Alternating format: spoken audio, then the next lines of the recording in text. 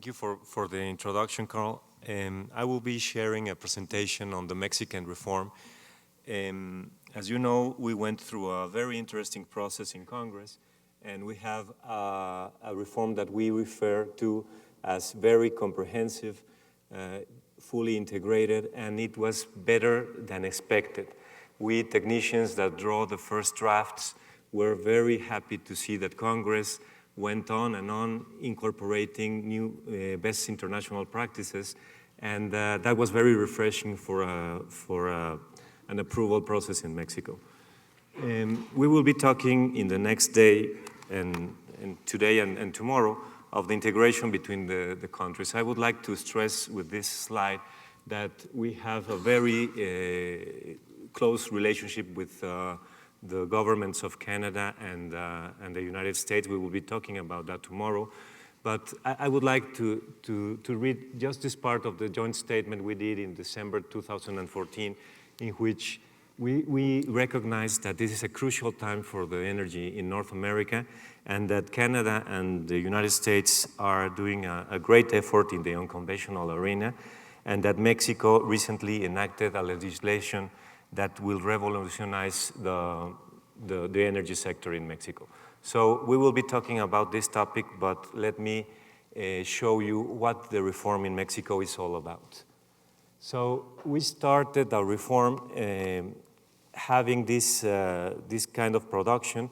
As you can see, we have we got the maximum oil production by 2004, and from that moment to the present, we have had an important declining production line.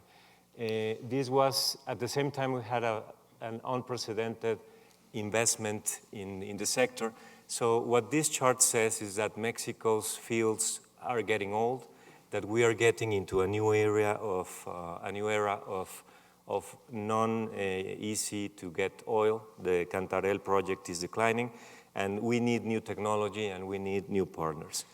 On the gas arena, we have something somehow similar, in which the production is declining and we are depending more and more on the imports of the United States. This is good because we can have a nice market for the U.S. gas to go to, and we can put all our oil investment into the oil fields. In gasoline, we have something quite similar, in which the consumption is growing and the gasoline production is declining. We have a very integrated system with the United States regarding these topics, and we need to reinforce it. The good news for Mexico is that we have a lot of resources in the subsoil. If you see this chart, we can see that the cumulative production of Mexico in more than 100 years of oil history is 56 billion barrels of oil equivalent. And we have reserves for 42.2 and prospective resources for even more. So if we can get the right partnerships, if we can get the right investment in Mexico, we can have a volume equivalent or more than equivalent to what has been produced in the past. The reform was about these key principles, that hydrocarbons in the subsurface belong to the nation. This was a very important thing to do. This is a political statement for Mexico. In the past, the oil in the subsurface, in the car, in everywhere, was supposed to be of the Mexican state. So when you put some gasoline in your car, somebody could say, well, you're using the state property in your car. No, there was no limit to it. So this was clarified at the constitutional level. That was very important because now we can pay with the new contractual scheme, we can pay with production. No? Once the production goes out, we can pay it to the contractor. There is this premise, this free market access and direct and fair competition amongst companies. This is something that was a driver for the reform.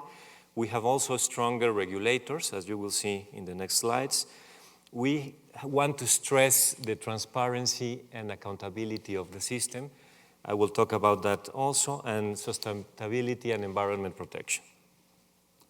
On the hydrocarbons reform, We did the changes in order for us to get, as I said, the best technology and the best investment in the new fields that come into the Mexican basket, that are frontier fields and unconventionals.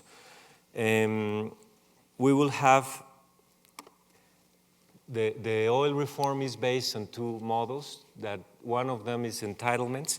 This is a permit that we give to our national oil company to do some working.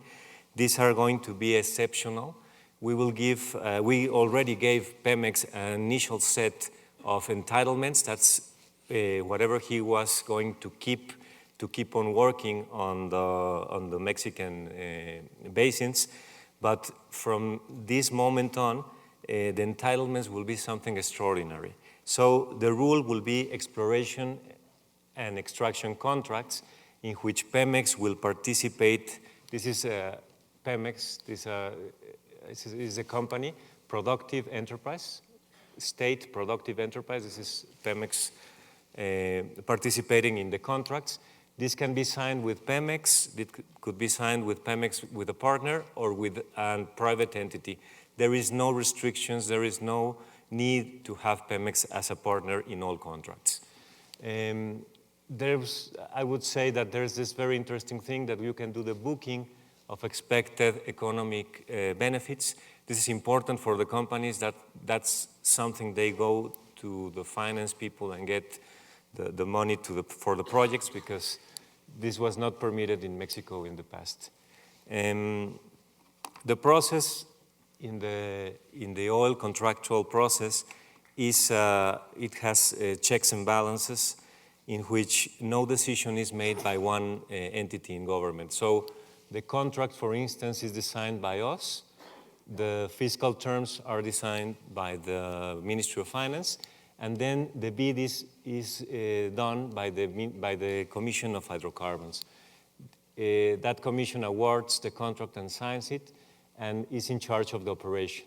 We have this agency that is an environmental and industrial safety regulator, and the payments go to the National Bank of Mexico. No? All income management is done by an autonomous body of the country. So as you can see, nobody makes a decision, but we are all aligned to do the best things at a very fast pace. No? We have already launched 2 invitations to bid that I will explain later. The kinds of contracts that we can have in Mexico are 3. We can have license contracts, we can have production sharing contracts, and we can have profit sharing contracts. This is very flexible. We can put a contract we can offer it to the market regarding each kind of project, and we can make a combination of these contractual arrangements. This is very flexible, and Mexico is one of the countries that has this achievement. As I said, there is these checks and balances in the institutional framework. There is bidding grounds procedures that will be awarded and announced in public sessions. There is a lot of information regarding the contract conditions. If you go to our webpage, you can read the contract. We have a contract in English that can be obtained by the general public, by the media, and by the companies, and are publicly available. No? We have a lot of transparency provisions. For instance, the CNH, that is the entity that will be awarding the contracts, has to have all sessions being public. Commissioners are not allowed to participate in cases where there is a conflict of interest. They have to reveal their interest declaration. They have to say, I have these siblings that work somewhere or some, no? And they have to understand and to make public those relationships. 2 commissioners must be present in all meetings, and there is an ethics code. So we are trying to really have a very transparent process. As I said, we have this new agency, the ASEA, the Energy, Environment, and Safety Agency. This body will enact international practice. The law provides for them to have these certifications, this API or ISO or whatever certification is, to enact it as law in Mexico. So this is round 1. We announced round one. It's a very broad round in Mexico. As you know, we will be doing it in stages. But if you add up all of the blocks that will be offered throughout this year, we have 183 blocks, 109 of exploration, extraction will be 60, and Pemex farm-outs, we will include 14 fields in 10 contracts. This is a very interesting area, no? 11,000 square miles. And as I said, the separate bids will be done for each of the special kind of fields. We expect to get like $12.6 billion per day in the next years for these rounds. We are working right now in first bid and second bid that are on shallow waters. This is exploration and extraction fields. This is the calendar of the rounds in Mexico. This is what we call round one. We have done shallow waters exploration, shallow waters extraction. On the first bid, that's shallow waters exploration, we have 48 companies that are interested, have expressed interest. 41 have requested access to the data room. 25 have signed up for the bid. We did something interesting here because most countries allow companies to come and to register for the bid from the first moment. We separated the process in two. We said, well, if you want to access the data room, it doesn't matter if you will participate or not at the end, but you can start seeing the information and assessing whatever you need to do. And if you are interested at some time in the calendar, you will have to sign for the bid. No? So these guys have the information and are running their models, and these other 25 companies have already said, I'm interested to bid. So as you can see, there is an interesting portfolio of companies that are willing to work with Mexico. In the second bid, it was launched the last day of February, and we have 6 companies that have requested access to the data room, and 4 have already accessed it. We will be awarding the first bid on July 15th and the second bid on September 30th. The process will be, the next bid will be on onshore mature fields. These are small fields that were maybe unnecessarily abandoned by Pemex. They have a nice original volume inside. And this will be launched on April.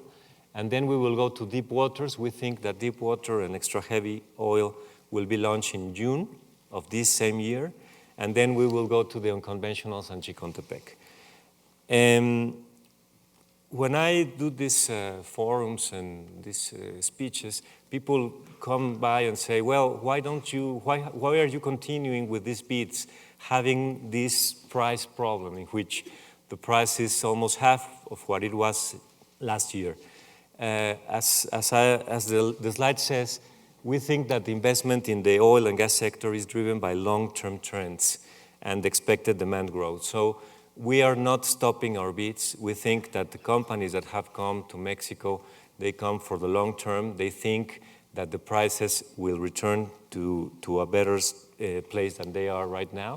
But we are not the only country that is doing this. No? The UK is launching new bids. The United States just announced a new bid a few weeks ago. So we think that regulators, as well as the industry, understand that this is a long trend industry.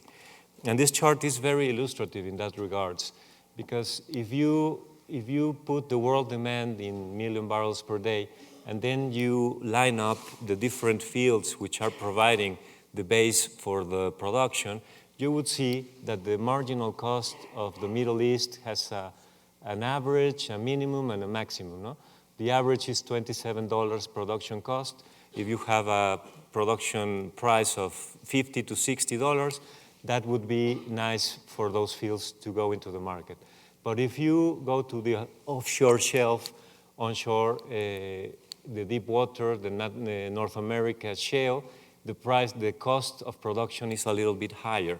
So if you believe in the forces of supply and demand, and you know that these both guys meet at some place once the disequilibrium ends, we would think that regarding the cost of production, the price would be moving around the 60s, the 70s, or the 80s, depending on the marginal barrel for the world. So in a nutshell, we think that we have to go on. We think that these prices are going to go up in the near future, and we are very positive about the results on our reform.